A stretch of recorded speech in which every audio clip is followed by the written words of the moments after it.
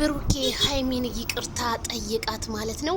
ቤተሰብ ሀይሚዬ እንግዲህ ውሳኔዋን ወስናለች። ብሩኬ አንተ እየደጋገምክ ሌላ ሴት የምታመጣ ከሆነ የኔ ህይወትስ ከባድ ነው እንዴት አርጌ ብላለች። እንደ እውነቷን ነው። ትናንትና ብሩኬን ወንድሙን እንደዛ ወንድሟን መተህባት እንደዛ ኤፍሬምን አድርገህ ዛሬ ይቅርታ መጠየቅ ትልቅነት ነው። ብሩኬ ግን ነገስ የሀይሚን በቃ ትዳር በቃ ኑሮ የሚባለውን ነገር ከምትበጠብጥ አንተ በቃ አሳውቃት። አለያሷ የራሷን የሆነ ፍቅረኛ ተያዝ።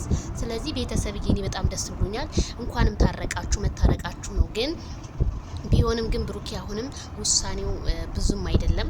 ግን እሱ አብረን እንኑር ነው ያለው። በቃ የፍቅር ጥያቄ ጠይቀሃት አብራችሁ ኑሩ። በቃ ተማመኑ።